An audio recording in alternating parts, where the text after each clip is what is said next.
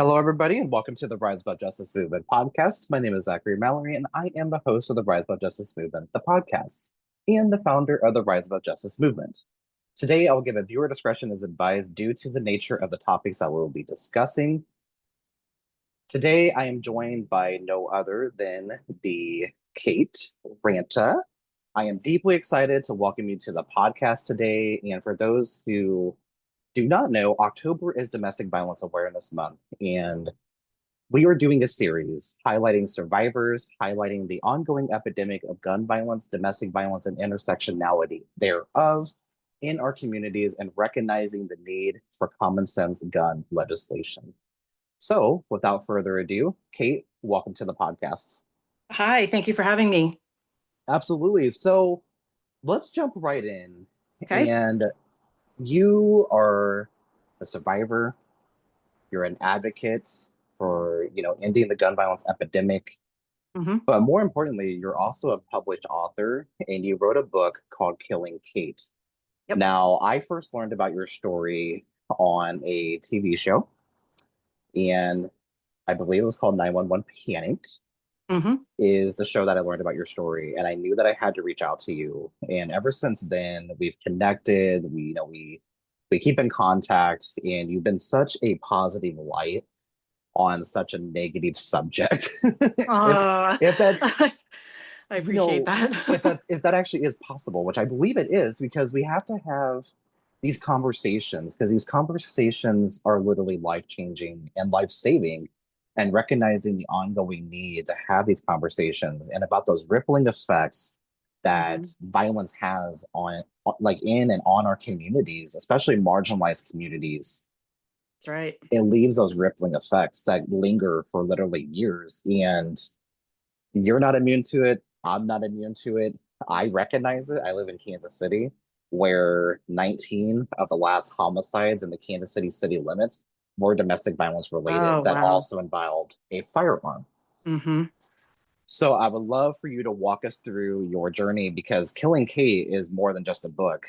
There is a whole story behind that. Right. It's So more than what happened to me. It shows that, I'm a real person and these things can happen and, we don't ask for it. yeah, Um, absolutely. So walk us through your journey. Walk us through who Kate Ranta is. And for those of you who do not know, she can go on a rant, and I am here for this. It's not just in her name, Rant and Raven. but we are so excited to welcome you to the podcast. Feel free to walk us through your journey, my friend. Sure. I mean, where would you like me to start? My story, if we just go from like start to finish, can take like honestly 3.5 hours. So, do we want to start kind of like where I was, like who I was when I met my abuser? And Yes. okay. Yes. Um, so I was a single mom living in the Washington, D.C. area in 2007. And I had friends that were sort of joining online dating. And it was pretty fairly new back then, in the 2000s, like the whole online dating thing. And I hadn't done it before. And, I was like, well, it'd been like almost 3 years since I had broken up with my older son's father, and I felt kind of ready, and so I I joined. It was actually pre-Match.com. It was like Yahoo Personals or something like that, and I just was clicking on guys that looked attractive and successful, and that I might match with. Um, and Tom, my who wound up being my abuser, was one of the, if not the first that I talked to. Um, Everything went really fast with him. That's probably one of the, I would say, early red flags that I just didn't recognize, because at that point I didn't really understand anything about intimate partner violence, you know, coercive control, all these terms and phrases and words that I now have I have, the understanding about. Um, but we moved really, really fast. Like, I think he asked me to be his girlfriend within days. He asked me to move in within 3 months. Proposed, and I was pregnant with our son within the first 6 months. Um, and at the time, I thought it was romantic. I was 34 going on 35, and he's 5 years older than me. He was a captain in the Air Force, successful. He had like 20 plus years in the military. I thought we were on the same page. I wanted a husband. I wanted more children. Um, and it didn't seem that red flaggy to me at the time. It seemed romantic, that we wanted to go on this journey together, and we wanted the same things out of life. So it didn't seem wrong on any level to me. Um, but pretty quickly, of course, looking back, hindsight's always 2020, right? Um, when I look back on sort of some of his behaviors early on, I can see it now, where at the time I didn't. And that's not my fault, right? Like, I just didn't have the resources and tools and awareness. People really weren't talking about various types of domestic violence. I mean, I think it's gotten better, now in 2025, but 2007 and previous to that, like, basically it was like, if a guy hits you, that's bad. That's bad. If a guy, yells at you and calls you names, that's bad. But sort of just controlling type behaviors, and the more like insidious types of abuse, even financial abuse, nobody was talking about that. So I didn't know. Big example I usually give is like, all of my friends and family were getting on Facebook. Um, Probably like around 2007, 2008. It was more than just like college students at that point. And I remember he like discouraged me, slash, like, really kind of refused to, quote, allow me to go on Facebook, saying that his therapist had told him that uh, opens a window for infidelity. Like that, former male classmates of mine might try to hit me up and what caused me to cheat. And so I remember I wouldn't really take it. Like, I would be like, well, that doesn't really make sense. Like, I have to be a willing participant in that. Like, you have to either trust me or not. It just didn't make any sense to me. And then I wound up sort of maneuvering around it, saying, well, I really want to join, so I'll be friends with family members, and like the only men I'll be friends with are like family members, and then female friends from other parts of my life. And he agreed to that, but then he like demanded that if any men outside of my family tried to friend request me, I needed to tell him about it. And so I complied with that for a little bit, and it would just caused a argument every single time. Even though I was like denying them, I would tell him, and it would cause, some kind of drama over Facebook, like over the fact that I'm on Facebook. And so I honestly just stopped telling him. I didn't accept the friend request, but I stopped telling him because I knew, I was learning that that's what it would mean. You know what I'm saying? Um, So let's see. Zachary, it's really long. Like, what direction do you want me to go? I think, talking about the online dating portion, so you mentioned about that, Mm-hmm. and that sounds like one of the stories that, I relate to very deeply Mm-hmm. is, and, one of my close friends went through this, and it's like one of those. that coercive control aspect is so oftentimes overlooked because they think whenever it's a man and a wife or whoever, Hmm. because we know it's not binary, we know that, but Right. it's one of those things and those mind tricks and that mind controlling, like if I can't have you, nobody else can. And Correct. it's one of Yep. it's one of those, that manipulative control and that coercive control and the financial control. And it's just, oh my God. Like I grew up in like a, not necessarily like that specific, but it was Hmm. it was kind of like that, but not nearly to that level. Um, Yeah. A- And the difficult part is that it's not like everything was bad. mhm, I'm in a place now where we're coming up on 13 years. So I've had a lot of therapy and a lot of time to process this. And yes, I can give more examples, but the thing that I really like had a block about for so long is that the idea that like not everything was bad all the time.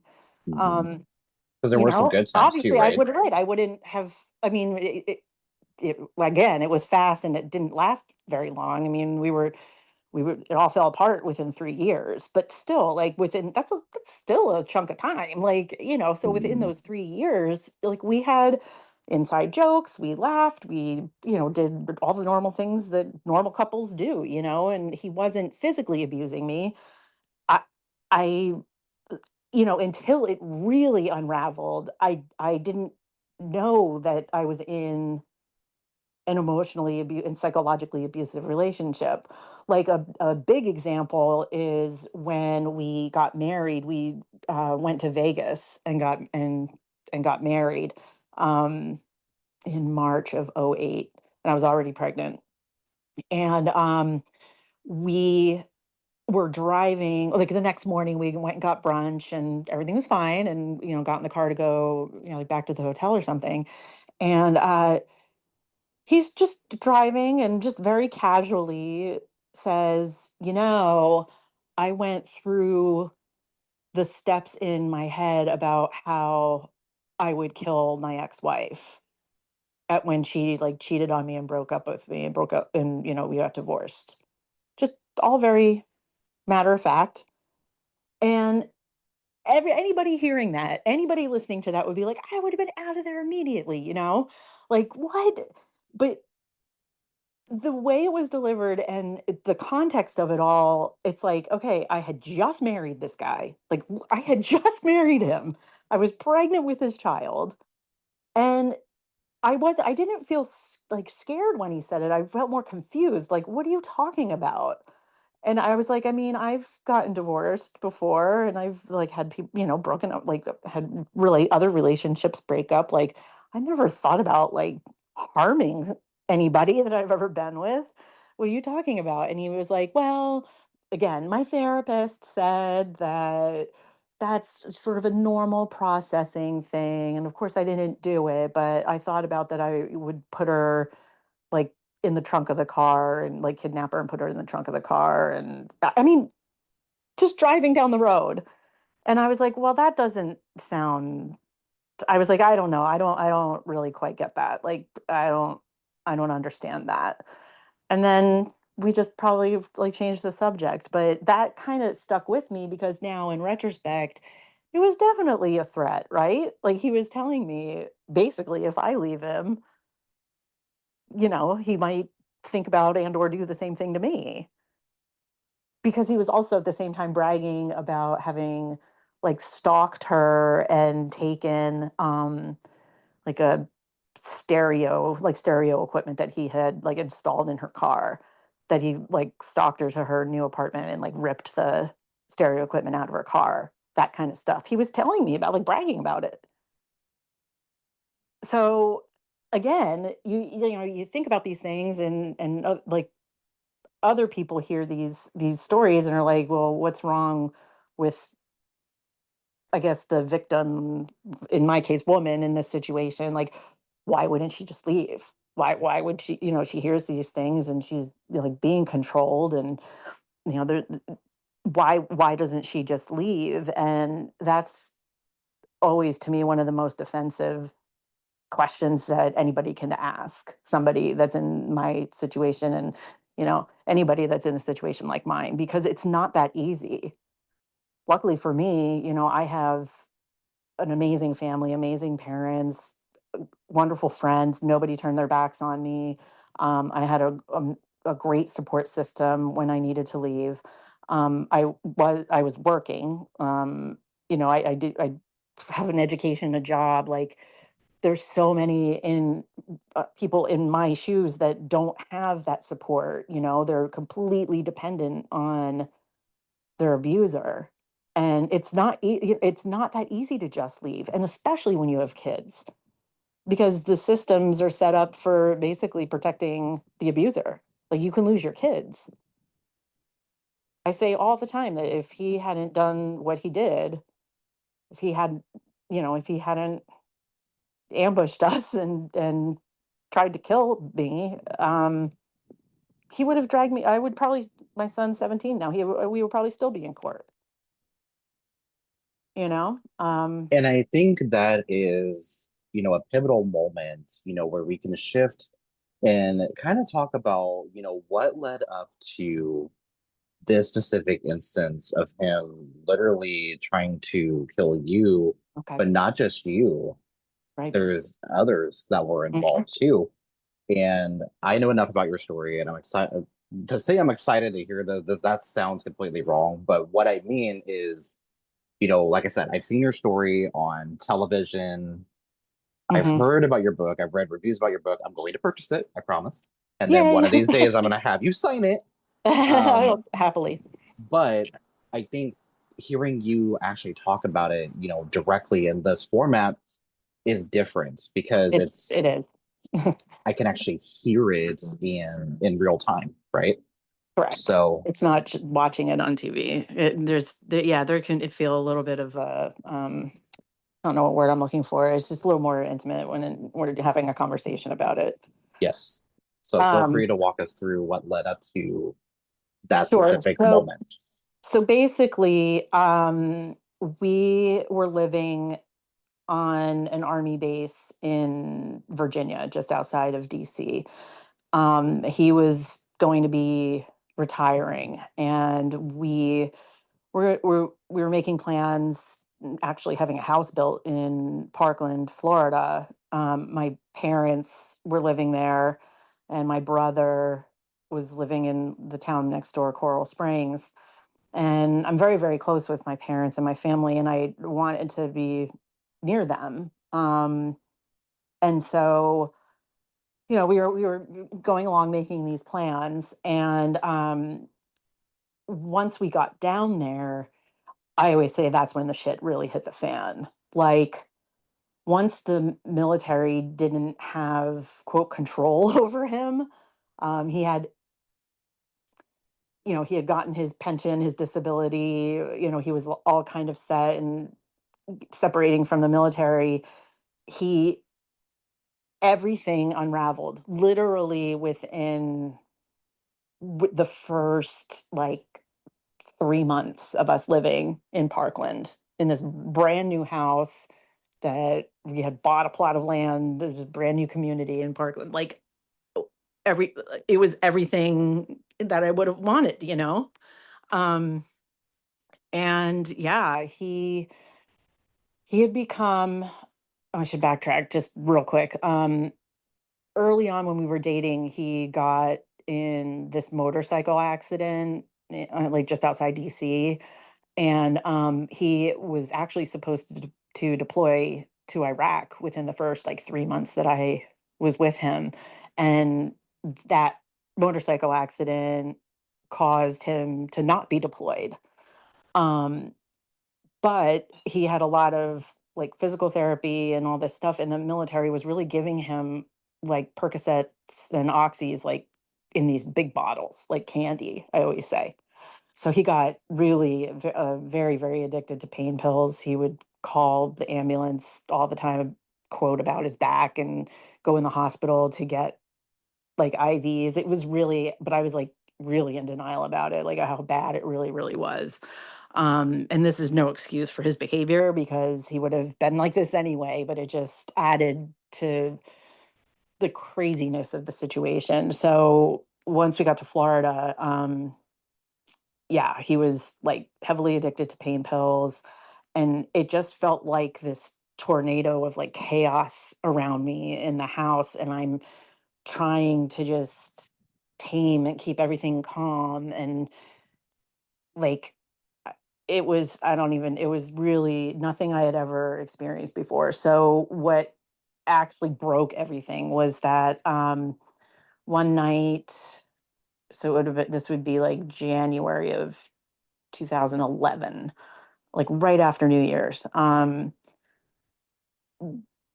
He was in my older son's room. Um, they were playing video games, and I was like on Facebook or something, and I came in laughing about a comment that I had seen, like some guy I had graduated from high school with on another girl's post. And I told him why I was laughing, and then his face got just like dark, and he literally just like got up and left the house. And I knew I knew. uh so I knew he was pissed. Um so then he just started blowing up my phone for hours and hours and hours, like probably 3 to 4 hours, um, saying that he was like at strip clubs and was so drunk, and all these women were all over him, and I was just like livid, and I was like, do not come home. Like, if you're gonna be like this, like, just don't even bother to come home. Well, I mean, he wasn't gonna listen to me. So he came in, and he went straight into the like our bedroom and closed and locked, like slammed and locked the door. And I started crying like on the couch, and I went over to the door, and I heard like like one of his guns cocking, I guess. And I thankfully had my phone. So I ran to the front of the house and like opened the door and was on the stoop, and I called 911. And I mean, I was convinced he was going to come out and shoot me. And my thought, I actually thought, like, I'm going to go outside, because if this happens, I want a neighbor to hear, like, I want somebody to hear it. So it's so like surreal to think how your brain works in this situation. Um, so then all of a sudden, the garage door opens up, and he walked out with our son, Will, who was only 2. He took him out of his crib and got in the car, in the truck, and like put Will on his lap. And my thought, without even really thinking, I just like jumped in the car. My instinct was to get in the car and protect my son. Um, so he peeled out of the driveway and like drove crazy up the street. And then he, like, at the stop sign, he slammed on the brakes, and then he raised his fist. And now this is he'd never threatened ever to put his hands on me before. Raised his fist and was like, "Get out of this fucking car right now, or I'll punch you in your fucking face." And I really like had never seen his face like this. Like, eyes were like black, and he has blue eyes. Like, it was terrifying, really. I listened. I jumped out, and he like peeled around the corner, and then I started running through the neighborhood, like screaming at the top of my lungs, like, "He has my baby, he has my baby, somebody help me, somebody help me." And like not one person in the community came out, not one. I mean, yes, it was the middle of the night, but like you could, there were cars in driveways. Like, people would wake up if there was a woman like screaming at the top of her lungs. I'm not quiet, not one person. So I thought, okay, I'm going to go back to the house, because my older son was there. He was sleeping, and he was only like 5. Um, so I got back, and police were there because I had called 911. Um, and what happened was Tom went around the block and came back because he knew that I had called police. So he got back and got William back in his crib before the cops arrived. So when I run back, Matt, and you can imagine the scenario, like I'm hysterically crying, traumatized, never been through anything like this before in my entire life. I've never seen abuse before. I had no idea what. So I come, I'm a mess. I'm crying. I'm sweating. I'm hysterical, and he's there, cool and calm. He had these military coins that they trade like within their units. He had a whole bunch of them, and he like was taking the coins and like giving them to the police and buddying up with them and talking about being this military veteran and like Iraq war veteran, and he'd never deployed ever, so he was lying to them. And then I'm there hysterical. So one cop pulled me aside and was like, I've he was a little older, and he was like, if I've seen this before, if he didn't do it this time, he will do it next time, like he will hit you next time. So I would go tomorrow to the courthouse in Fort Lauderdale and apply for a restraining order. um, and so that's what I did. But the caveat is that the police that night made me call my parents, which I called them hysterically crying, to come get my sons and me to go stay at their house and let him stay at our house. Like I had to like get these small children, and I'm hysterically crying, into the car with my parents, and they allowed him to stay at the house. They didn't tell him to like get lost and go, to a hotel.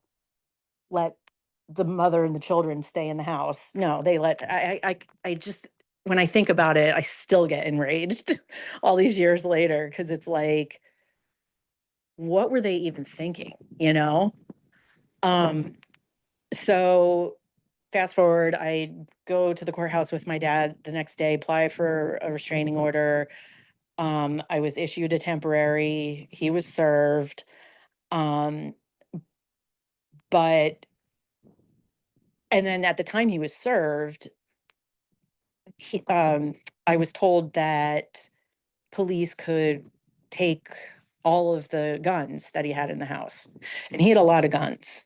I'm not, my parents are educators. I've never been around military. I didn't grow up military with hunting. Like we didn't do that. And so I didn't grow up with guns, and he did. And when we got together, I just thought it was like, okay, well, I mean, he's in the military. It's a culture thing, and just keep them locked up. And I wasn't like I wasn't scared in the sense of like threatened. I wasn't threatened about them being in the house so much, like as a threat to me. I wasn't comfortable with them. I'm not a fan, but I wasn't going to insist that he get rid of them. Anyway, so under the temporary restraining order, he is allowed, or they're allowed to go in and take the weapons. So they asked me where he kept them. He kept them in the master bedroom closet. And so they wound up taking, it was like two shot. He had more than I even knew. It was like a couple of shotguns, several, like many, many handguns. And you think that that would make me feel safer, no, at that point, knowing that he didn't, that they had taken his weapons. But what they said to my dad and me was that he could go out the next day and buy another gun, because even though he was served a temporary restraining order, he wasn't convicted of anything. So there was nothing that would hit any of the systems that would not allow him to get a gun. So tell me how that makes sense, that they can take his guns and okay, that's great, but then the next day he can legally go out and buy another gun? Like, I'm not that's that doesn't make any sense. That's like not common sense gun laws, right?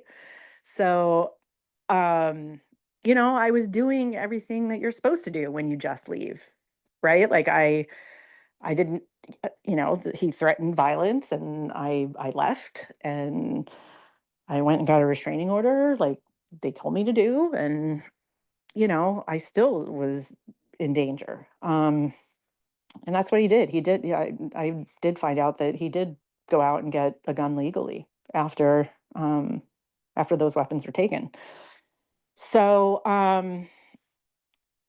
we were separated for like 8 months or so, and I was in a really bad place after those 8 months. Like I couldn't afford the mortgage of our house, and this is where the financial abuse comes in, right? So yeah, I couldn't afford the life that we had worked for and established for ourselves. I couldn't afford the monthly mortgage. I couldn't afford my car payment. He stopped when we separated. He stopped paying for things. uh, I really was struggling, and um, I had gone back to court many times throughout those 8 months to try to get the temporary made permanent, and the judge would never do it. He just kept extending the temporary and saying, "You two are gonna have to be civil to each other at some point because of this child that you have." Like, as if I had done something wrong. Where I was just trying to keep us safe and wanted to get away from this scary person, and, the judge was treating it like we were both the problem. Um, and that was bullshit, Like, I hadn't done anything.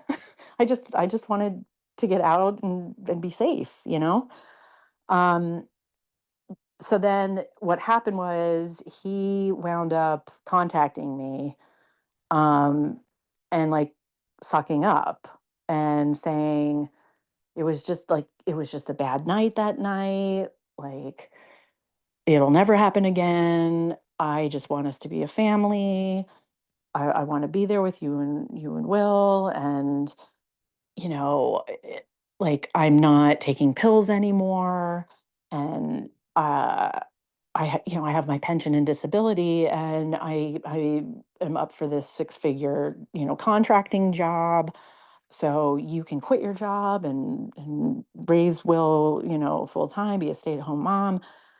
All of these promises, and I'll throw a statistic. So the statistic is that it takes a victim like 7 tries. I think it's, yeah, like 7 tries to leave a domestic violence relationship. Um, and I fell back once. I took him back because it just I wanted those things too. I didn't. I thought, okay, well, maybe it was, I blame the pills or something. I was like, the pills probably, were a part of this situation, and if he's clean, and he, of course, he still loves me. He loves his son. Like, we can make this work.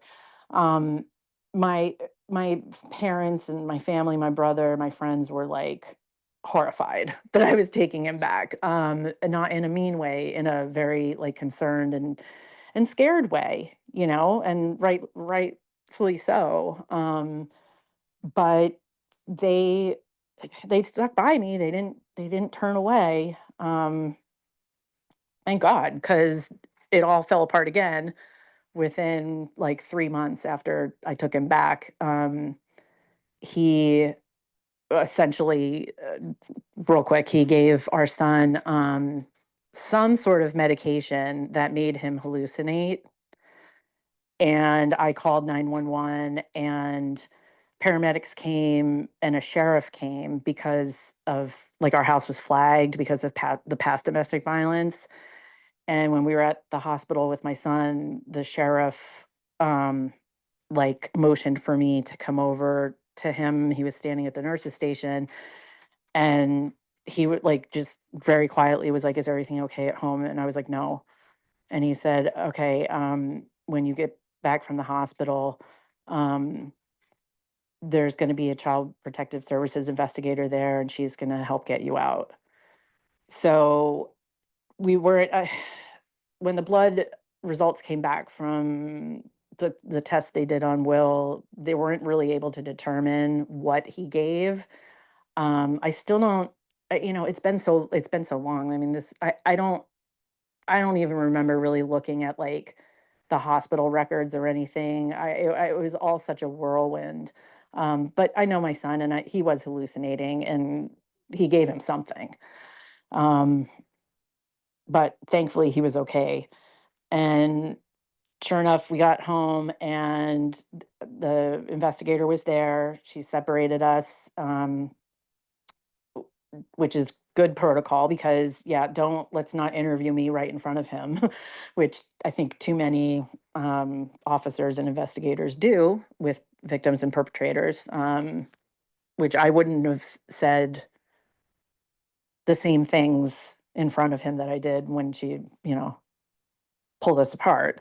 So she took me in the other room and she was like, I know there's been another incident. Um, I'm paraphrasing. It's like, dangerous. Like, I want you to pack a bag for yourself and for your son and go to your parents. And if I find out that you get back with him, I'm taking your son because this is a dangerous situation. And that was I mean, it sounds like whoa, like oh my gosh, but it was exactly what I needed. It was the out that I needed because uh, I was able to say, well, the investigator said I can't, like, I can't be around you. So it wasn't all on me having to leave. Does that make sense? Like, It does. It makes yeah, entire sense. yeah, like I was able to say, because he did. I mean, when I didn't have a restraining order at that point when I left, and the second time. So he of course was like emailing me and texting me and all this stuff, and like trying to get me to come home, I'm like, I can't, and I didn't want to, and I was like, I can't, I can't, because they're going to take William if I come back. She's going to find out, and they're checking in, like they press charges. The state pressed charges against Tom, um, for endangering William with whatever you gave him. So I was like, I can't come back. And so then that set off a whole nother like 8 to 9 month period where he was put on this like plan, where he had like anger management classes to complete and parenting classes, and they would do random like drug testing, and there was a 10-point checklist of things that he had to accomplish before he would get unsupervised visitation with Will again. And he was avoiding all of it through his lawyer. Like they kept arguing about like that he doesn't need to do this or that, or they were trying to cut corners. um and what really pisses me off is that at the end of like 9 months, um, the representative from CPS, not the investigator, but we had like a representative that would come in every month to my house, by the way, which I had no charges and I hadn't done anything.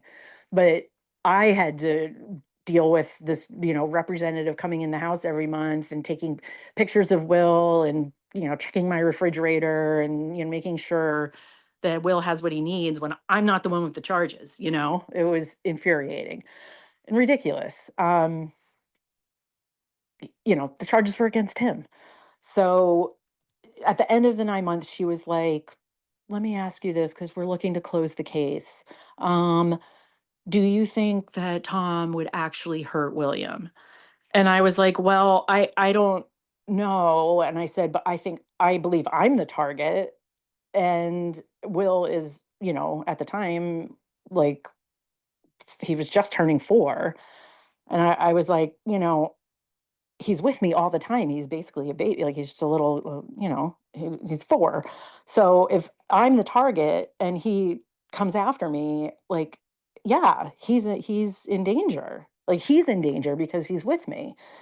And she's like, oh, okay. But then, yeah, we had to go to court, and the magistrate closed the case. By the way, he had not even finished his entire like the 10 steps that he had to take, he didn't even finish it. They were just like, "Oh, he presents so well, and he seems like such a good father."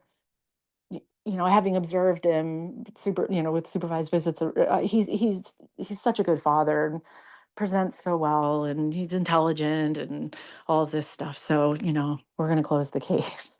It was absolutely insane. Um, Even with the drug testing, they were like, well, he has prescriptions for it. So, I mean, make it make sense. He was abusing pain pills again and driving high with our son, but whatever, he's got prescriptions for it, so that's not going to count against him. It was absolutely bonkers.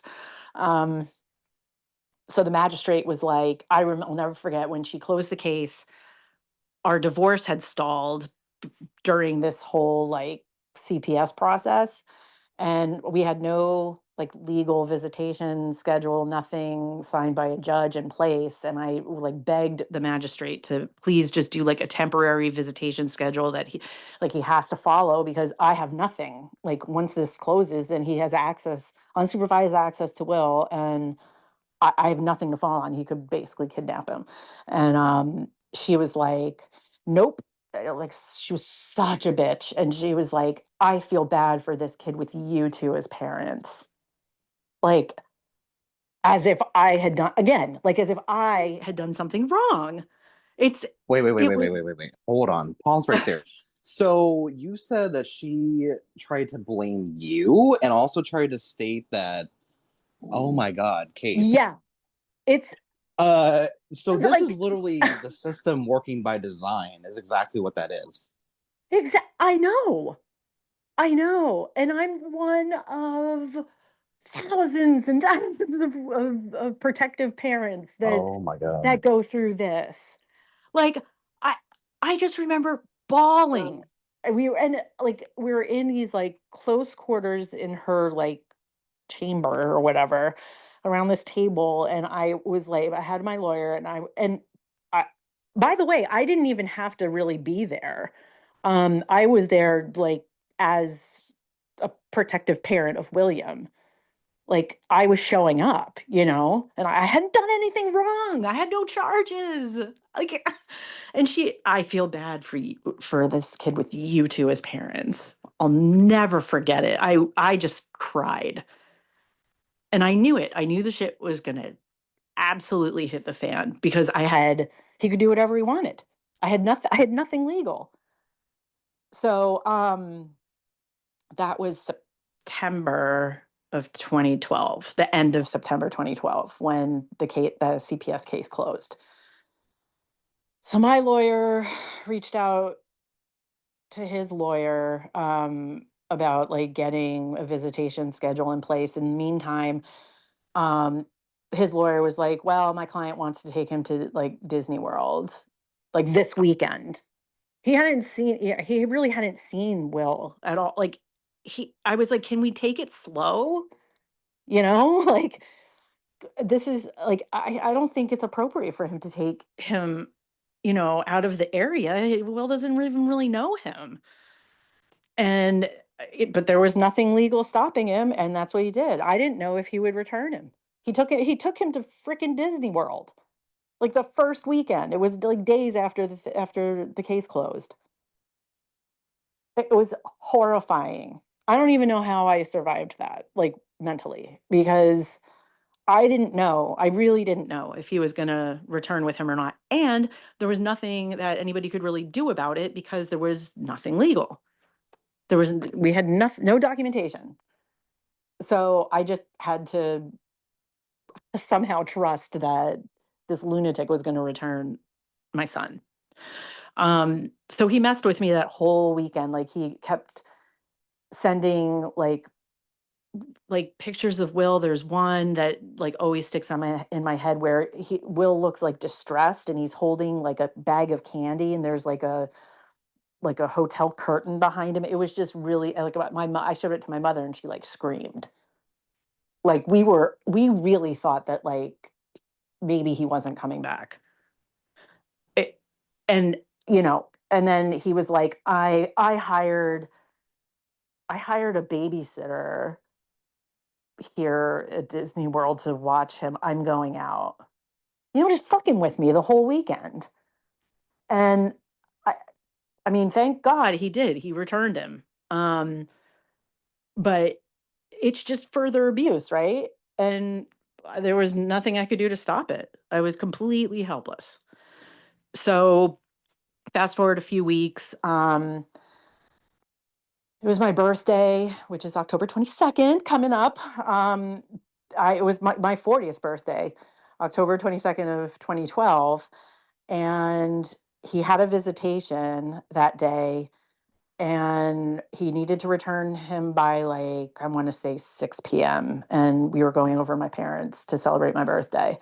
And he started like messing with me, in the early afternoon of the day, saying like, he's getting to be held up and he's like somewhere like traffic or with something, and he's not going to make it back by 6, and he doesn't know what time he's going to be back. Like, and I'm at work. Like, I'm trying to have a stable life, and it's just continued abuse, basically. Um so long story short, he did show up, but he was late. I had called the police.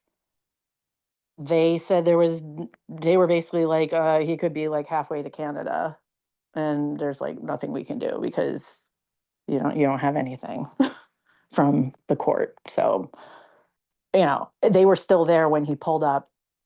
And I remember standing in front of his car, and my dad was with me, and my dad was helping Will out of the car, and I stood in front of his car and just like glared at him, and he glared at me like it was like, I'm going to kill you. His face was so scary. And I was like, oh, but I was like infuriated. I was so mad. And then, but I didn't like, I don't know. I still didn't think that he would take it to the level that he did, you know? Um, Things were escalating. I was definitely looking over my shoulder.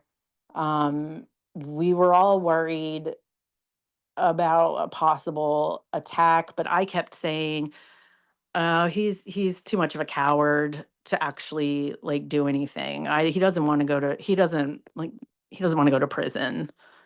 I really thought that, like I said, when we started this podcast, that he was going to just keep messing with me through court, and just keep dragging out custody stuff. That's what I thought he was going to do. I was like, I don't think he's going to really try to physically come after me, and it was honestly underestimating what he was capable of. And there's a level of denial that I always try to tell victims now, all these years later, if I'm talking with, or if I, any message to victims would be like, please don't underestimate what they're capable of, because you think that they won't do it, but guess what? So November 2nd of 2012, um, our CPS investigator, so the lady who had said, if you get back with him, I'm taking your son. I had called her after the birthday incident and said, told her what happened. Oh, wait, I'm sorry. He had called her, or he had called in a false child abuse report on me between October 22nd and November 2nd. Our CPS investigator recognized the situation, contacted me, and was like, I need to come over and look at Will because this call came in, but obviously I know like everything's fine. So she came. I had to leave work again. Like, this is financial abuse. I could have been fired. Um, got Will. She came over, and I told her what had happened with the Disney World thing. And she was like, when they closed the case against him, the CPS case, you have full physical custody, right? And I was like, yeah. And she goes, okay, I'm going to call him and tell him he can't see his son until there's something in writing, like there's something legal. Um, so that's what she did. So it was the first time that somebody was holding him accountable on some level and telling him no. And and that he had quote like lost something in a way. Where wasn't going to be able to see Will, he wasn't going to be able to do whatever he wanted, um, because she was like, nope, Kate has full physical custody until you guys have like some sort of settlement. You're not seeing your son. So yeah, about like 10 days after that, so November 2nd, 2012, I had worked like just my normal day. I had dinner plans that evening.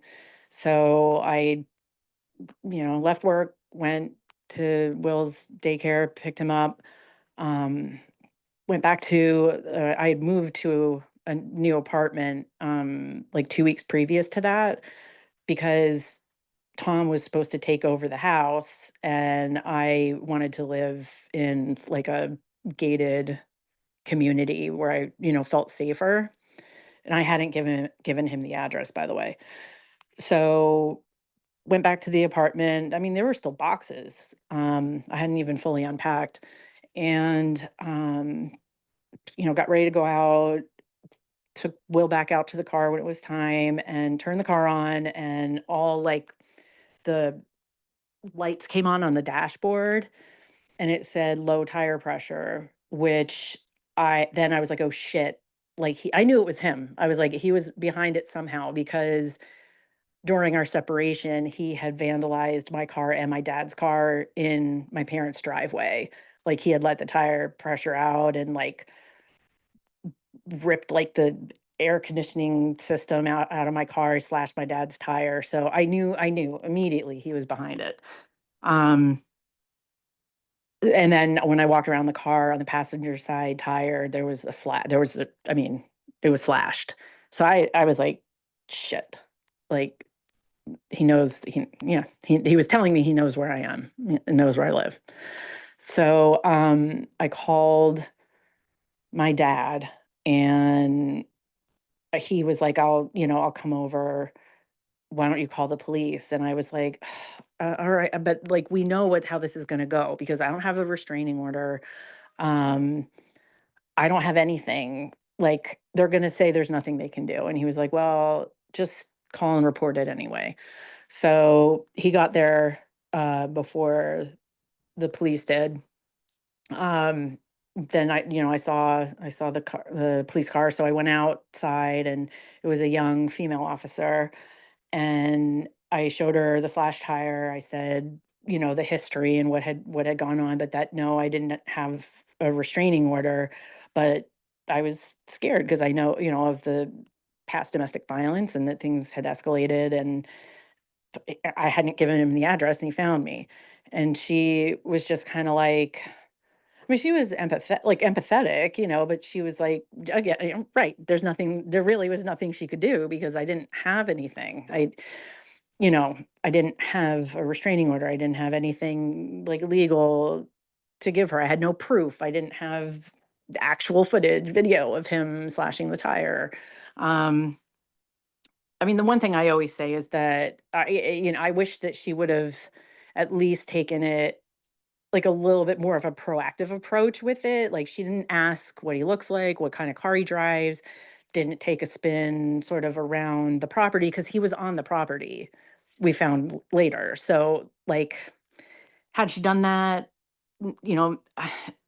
I don't know if it would have stopped forever what happened, but it would have maybe stopped it that night.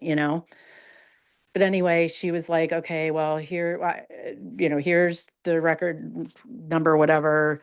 Go go to the courthouse tomorrow to get a restraining order." And I was like, "Well, I've already applied." Like after the temporary, I was like, "I already applied for like a restraining order like 3 different times, and I've been turned down 3 times, saying that there's not enough evidence or proof that I need one." And I don't think that this is going to be any different. She was like, well, I mean, that's what I would That's what I would encourage you to do. And she left. So I went back into the apartment, and my dad was like, I'm gonna go home, like, to your mother. Why don't you and Will come over? I can't cancel my plans, and why don't you and Will come over and we'll figure out sort of next steps of what to do now that we know that he's found you. Because my dad at that was like, oh yeah, I mean, obviously it's him. Anything crazy like that happened, he was always behind it.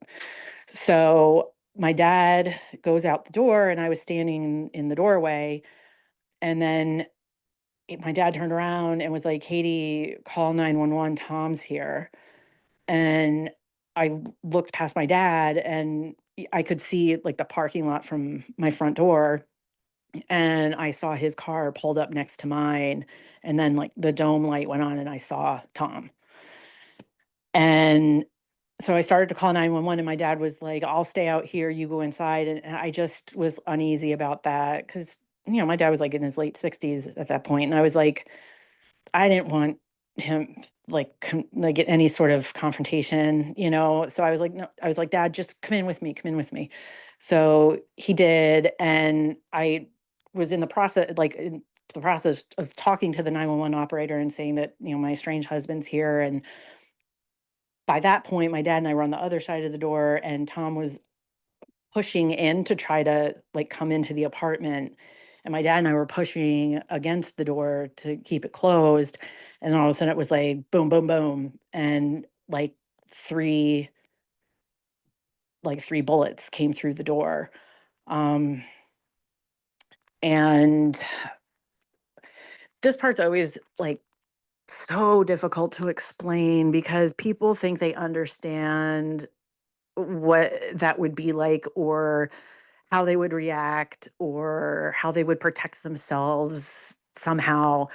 But it it was an ambush, first of all. Like, we didn't know that he had come there with a gun. Um, when he was pushing against the door, like, we obviously couldn't see, so we didn't see a gun on him. Um, and we weren't expecting this, right? And it's like your brain goes through like, okay, did I what what was that? You know? Um, like a denial almost, like, no, that wasn't what I think it was. And then it's just like fast forward. I just remember like just screaming and screaming and screaming. He pushed his way in and then shot again, and that bullet went through my right hand. Um, I hit the floor. I remember falling on the floor and seeing like just like blood like splatter up the wall.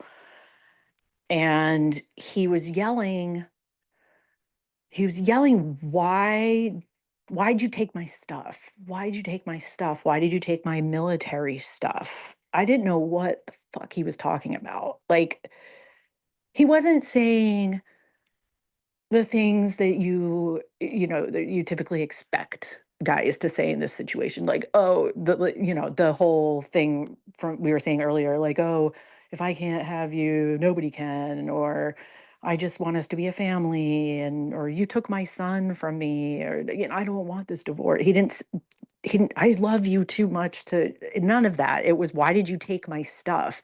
And what had happened was I had taken some of the furniture from our house when I moved into the apartment. Like, I mean, it was furniture, for like us for us to live, and I had paid for a lot of it. So I was like, this is what he was yelling about. And I was like, I'm sorry, I'm sorry, I'm sorry, I'll return it, like that kind of stuff. Um, and then he went over because my dad went like left and I went right, and Will was sort of in the middle. By the way, when he shot through the door, Will was standing right behind us. So any of those bullets could have hit Will. He just shot, he shot like center mass through the door. One was high, one was medium, one was low. Like, any of those could have hit Will. And thank God it didn't. But like, uh, you know, he didn't care. He didn't give a shit. He didn't give a shit that his son was in there. Um, so he went over to my dad, And I just remember like hearing like yelling kind of, and then boom, and the gun shot again, and I heard my dad grunt, and I thought he killed him. Um, Again, just like screaming, and I crawled from where I fell, like kind of around our kitchenette table, and Will was on the other side of the table, and Tom came over and knelt down next to him, and then he had the gun in his hand. It was this black gun, and it had a like a red laser thing on it, and he was like taunting me with it. And then all of a sudden, Will again had just turned 4, so he was still basically like a baby, you know. He screamed out, "Don't do it, Daddy! Don't shoot Mommy!" Which to this day, like I don't know how a 4-year-old would in like active trauma would even know or think to say that, but he did. And it got quiet, and then I heard Tom like walk into the kitchen area, which is sort of behind where I was laying. And then all of a sudden he was like, "Kate, there's a table runner on the table, wrap the wound." So he was talking about my hand. And so I did it. And then he was like, "Kate, just go." And I could see that the door was like cracked a little bit, the front door. And so I thought like, because the cops weren't kicking in the door and saving the day, we were just in there for I think it wound up being like 18 to 20 minutes long. Um, Nobody, they weren't they weren't coming in to save the day. They didn't they you know, I was just laying there dying. And so I thought, well, um, I'll either lay here and bleed out, or I can try to get out. And I honestly thought that that's when he was going to shoot me, like finish it when I got up to leave.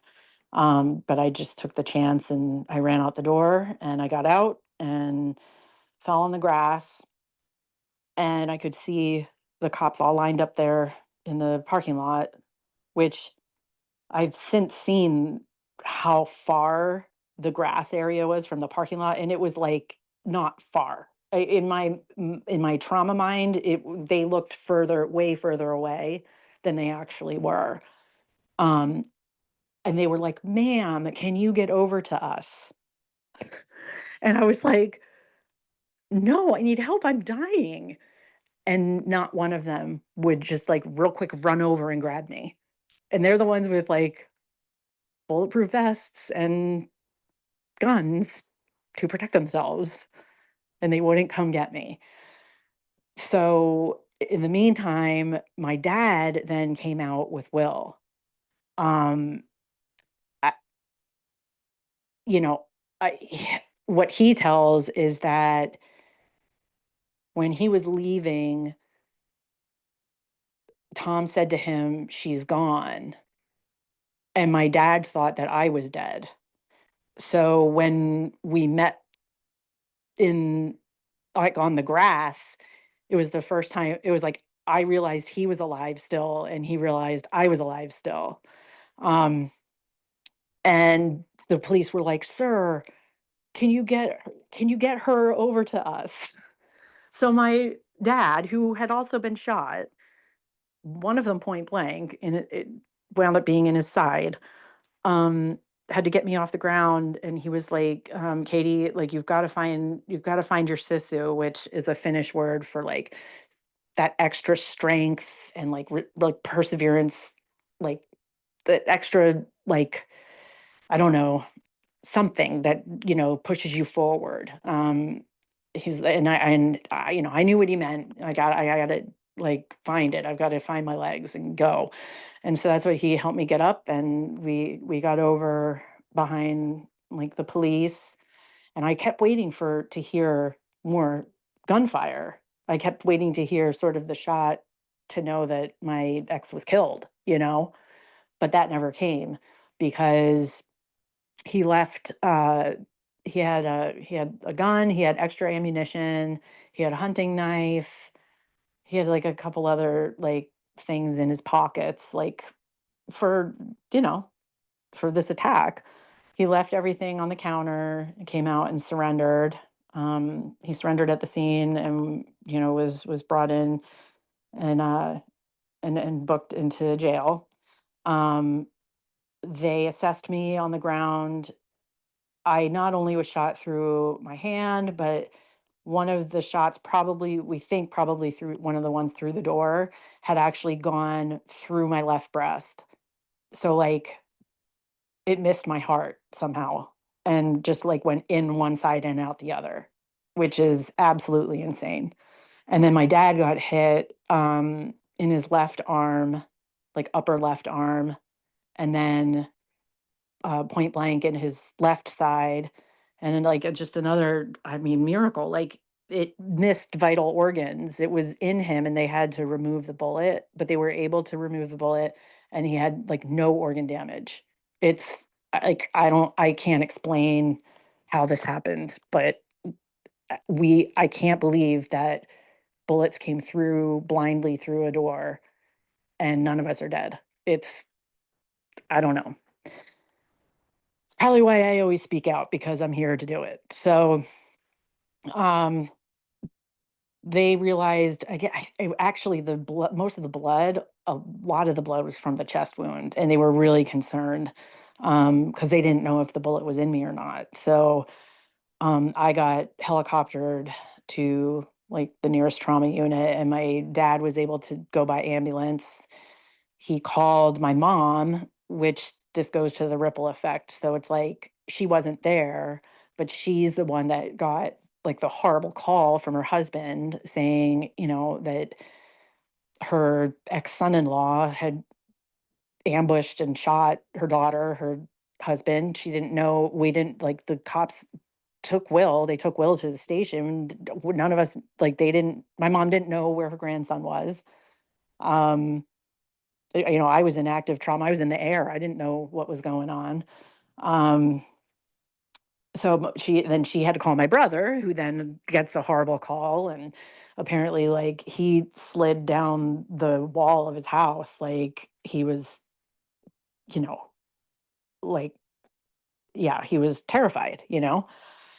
So my brother went to get my mom, and they met us at the hospital, and um it was assessed that again, that the bullet went in one side and out the other, of my chest. So they were like, "It's a flesh wound. It's a flesh wound." I remember them yelling that. Like, they were so happy that that there wasn't a bullet in me, and it wasn't like near my heart or anything. And then my hand was just like completely wrapped up. I don't even really remember what it looked like before the surgery. I just remember it was like limp, and I thought it was going to have to be amputated. I never thought I would use my hand again. But yeah, we were interviewed by police like that night, because they want our statements fresh. My son was taken to the Coral Springs Police Department and interviewed by like a forensic detective. He didn't know if his mommy and his grandfather were alive or dead. Um, it was like, yeah, it was really intense. I had to have surgery the next morning on my hand, and I remember the surgeon being like, "I will fix your hand," and I was like, I really thought I was going to lose it, and he was like, "No, I will fix it," and he did. It's like a miracle. And then my dad had to have surgery on his left arm, um, which is still pretty disabled to this day. He didn't recover as well as I did. Probably location of, and damage and age too. But we're here, and we didn't lose limbs, so it's uh it's just a lot. I am so glad that you're here to tell the story. And I sit here and I'm listening and I'm reflecting, and I remember hearing your story for the first time, and I remember sobbing, like sitting here, Oh. like literally sobbing. And, I have come to know you Hmm. and deeply inspired by the work that you do and, continue to share your voice because there's a lot that are no longer here to share their story. That's right. That's right. And somebody was watching over you at that point in time, and I firmly believe in that. And think about what you're doing now. You wrote this book, Killing Kate. Hmm. What's been the feedback that you've received from that? And then what are you currently working on that people can kind of like continue to engage with your story and follow you on social media? What's next for you, like after Killing Kate? What's been that So, feedback and what's next? I mean, what I would say is that for me, even like from my like being in the hospital, I knew that I was going to tell this story, like, like as much as I could, and take um, opportunities that I have to tell it, and because of, just like you said, so many there's so many that victims that don't make it, and their voices are basically silenced, and there's victims that do make it, but they're not in the same situation that I'm in, where we did go to trial a few years after the shooting, and he was convicted and sentenced to 60 years. So at the time he was 49 in 2017 when he was sentenced, and he's not making it out of there's no option for parole, like he's not making it out of there. He's locked away for life. So like I am in a position where I'm strong enough, I've become strong enough, and I'm able to share this story, and the warning signs, and what all can go sideways, and how you know messed up it all still is. There's also so much like blame. I always say there's so much blame and shame still around like intimate partner violence, and blaming women, and I there's a lot of judgment and like misinformation about it. And so my thing with Killing Kate was that, like, so I'm an English major. Like I've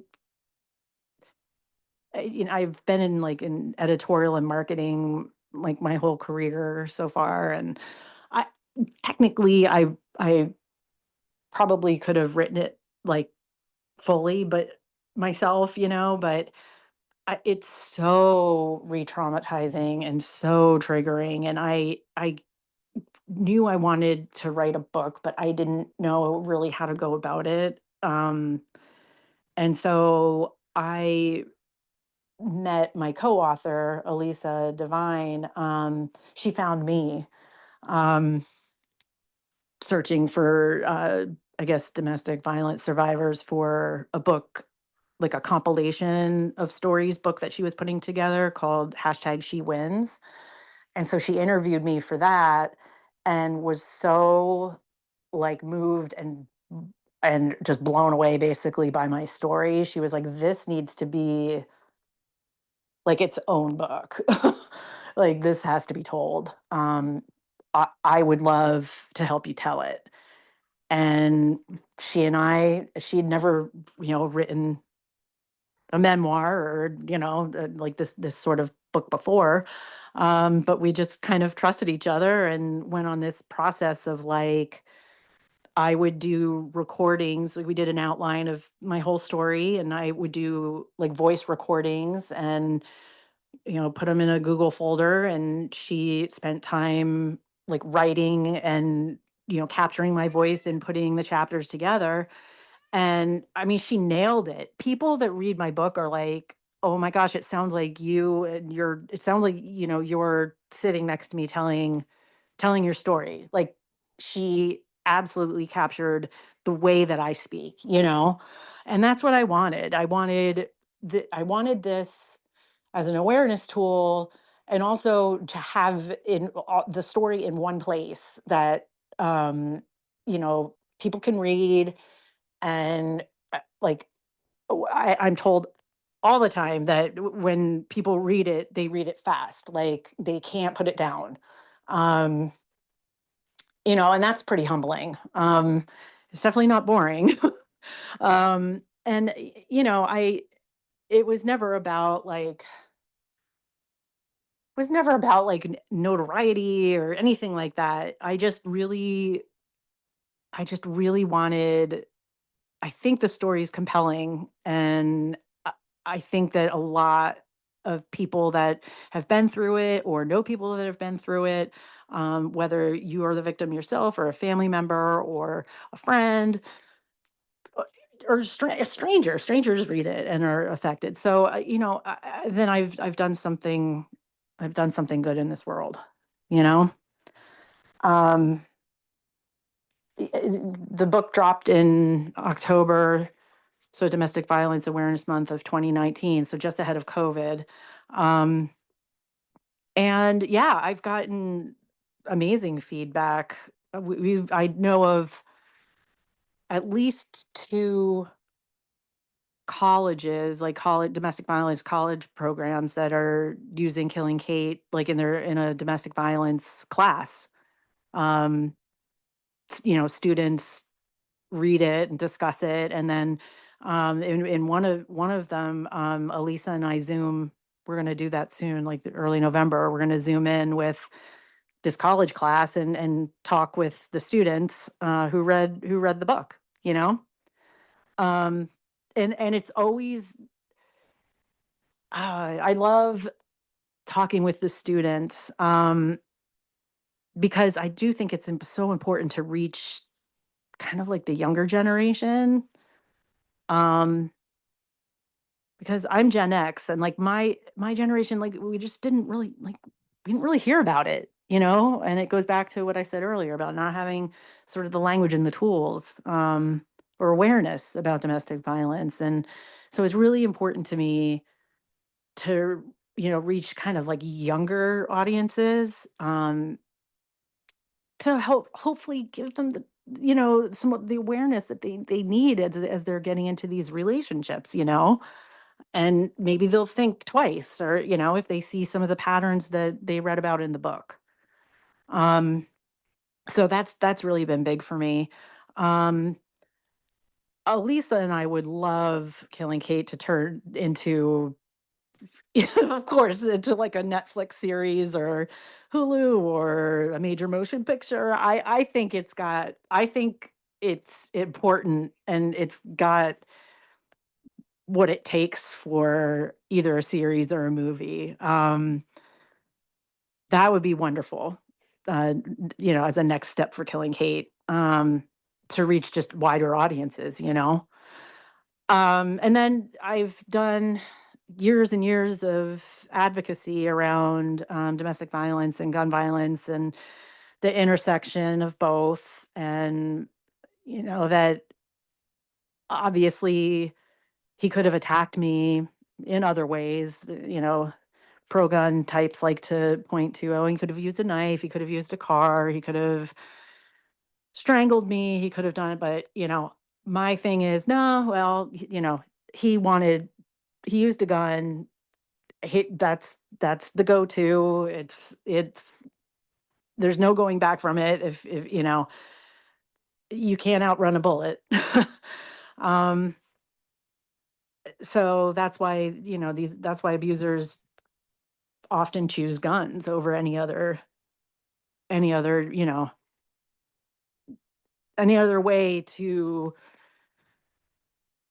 unalive their victims. So it's just really important to me to use my voice and share my story, because this is the shit that can happen, and it's preventable. And it can happen anywhere, anytime, Yep. any place. And oftentimes we hear about like the bigger cities like Kansas City or Orlando or Minneapolis, but it can happen in the very rural areas too. And that's something that a lot of people don't recognize. And, they move out of like these big cities and like, Oh, oh, right. I live in like this town that has 300 people. All it takes is one person. It's ridiculous to think, right, that it's just the big cities. I mean, where I lived in Florida, it wasn't like a big city. It, Mhm. it wasn't. It was like a suburb. So I don't know. Right? It can the whole trope of these things don't happen here is especially with domestic violence is complete bullshit. Yes, yes, Like domestic violence happens everywhere. it does exactly. And oftentimes it doesn't reach those headlines because we know how mainstream media is. We know this. And it's just so detrimental that in 2025, we're still battling these exact same issues that we've all been battling for decades, right? My mom's a survivor too, and that dates back to like Yeah. the 70s and 80s. Yeah. That goes back, and it goes back even further, whenever we look at like policing and these systems, the way that they're set up from like the early 1900s and even before that, the systems Yep. have always been fucked. I mean, this isn't something that's Absolutely. And it's not gotten brand better. new. This I isn't mean, something that's brand new that just happened overnight. This, things like this takes time. And well, it only became illegal to beat your wife in the 70s, mhm, which mhm. isn't like, I mean, it's a little bit ago, but it's not, I mean, relative to, I don't know, anything. It's not that long ago, which is insane to me. And I think if anything, with the Violence Against Women Act funding being eliminated in a lot of aspects, like the direct service providers across the country, they're deeply struggling, especially in these rural communities. And, Yeah. hospitals are closing, Medicaid's being slashed, SSI is currently, being talked about being eliminated or, Hmm. severely defunded. Um, and there's a lot of these, safety net programs, like food stamps. And Quick. it's Yep. so horrific to sit It's back like and watch. it is, and this country likes to pretend like, oh, the children, we care about the children. No, you don't. No, you don't. Like, you really don't, and you definitely don't care about women. Like, all of these things, like these would be solved. Like Mhm. it's crazy to me, and I guess in the grand scheme of things, yeah, my shooting's going on 13 years, which is you know over a decade ago, but it's not that long ago. But I No. feel like I've been like screaming. It feels like I've been screaming about this for like decades and nothing. I don't know. It's very frustrating to me because I do get asked by, I don't know, interviewers, whatever, like, you know, do I think things have gotten better or whatever? I'm like, no, I really don't. I Mhm. I don't. I don't, it's still super dangerous for women to leave their abusers. Um, Mhm. the systems are still set up to screw over victims and not protect children. Putting children right back into like their like an abusive person's hands, like just because of Mhm. biology. Like I don't understand how biology plays such a major part in parenting children. Like if he's if he's abusive to their mother, like you're not a good father. Period. End of Mhm. story. Like I don't care that you're biologically their father.